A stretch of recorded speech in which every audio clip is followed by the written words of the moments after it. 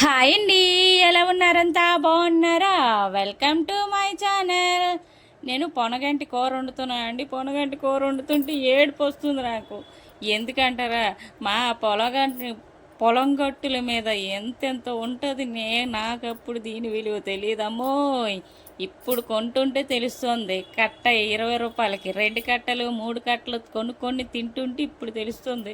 అదప్పుడు నుంచి తినుంటే ఎంత బాగుండేది. కళ్ళకు మంచిదంట, ఎముకలకు మంచిదంట, ఆకుకూరలన్నీ మంచివే. మనం తెలియక గేదెలకి కోసి వేసేస్తాను గడ్డితోని. వాళ్ళమ్మో చూసుకొని ఈ కూర వండుకొని తినే చాలా మంచిదంట కళ్ళకి.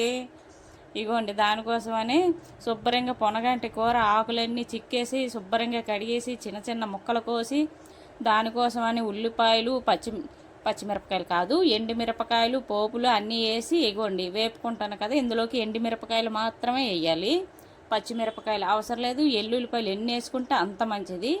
ఉల్లిపాయలు కూడా వేసుకొని ఇగోండి వేపుకుంటాను కదా. ఇప్పుడు పొనగంటి కూర కూడా వేసుకొని ఇది వేపుదాం. ఇందులోని పెసరపప్పు వేసుకొని వేపుకొని తింటే ఉంటుంది, అబ్బా అంత బాగుంటుంది అనమాట. ఎవరైనా ఒకసారి ట్రై చేయకపోతే ట్రై చేయండి, చాలా మంచిది. పెసరపప్పుని కొంచెం ఏమంటారు, అది 100% అంటే 50 కాదు, ఒక 30% ఉడికిచ్చి వేసుకుంటే చాలా బాగుంటుంది. 50% అంటే మరి ముద్దగా అయిపోతుంది, తినడానికి బాగోదు అస్సలు. అందుకనే కొంచెం ఒక 30% ఉడికించి ఇందులోని వేసుకొని ఇదే అది కలిపి వేపితే ఇంకా కారం ఏమి వద్దు, కొంచెం పసుపు వేసుకొని. ఇప్పుడు నేనైతే పెసరపప్పు ఈరోజు అయితే ఉడికించలేదు, నిజానికైతే ఉడికించేసుకుంటాను. నాకు టైం లేక నేను ఉడికించలేదు, అలానే వేసేస్తాను, చాలా బాగుంటుంది.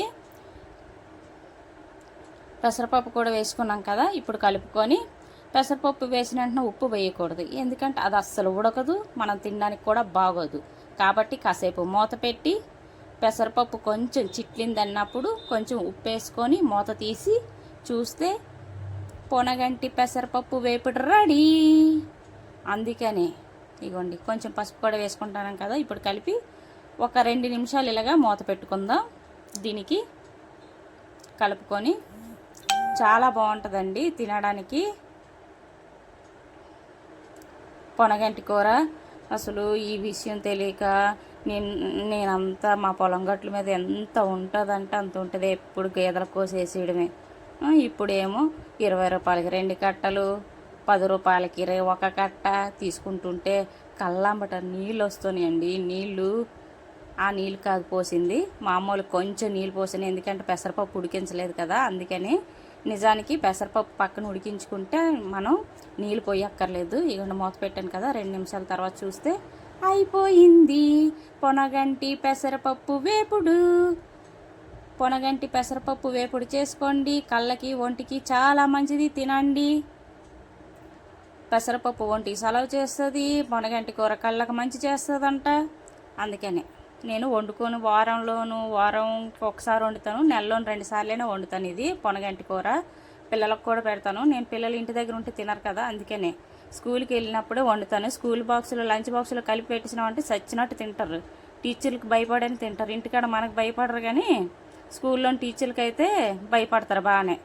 అందుకనే వాళ్ళు స్కూల్ ఉండేటప్పుడే నేను వండి పెడతాను, అప్పుడైతేనే బాక్స్ ఖాళీ అయిపోతుంది.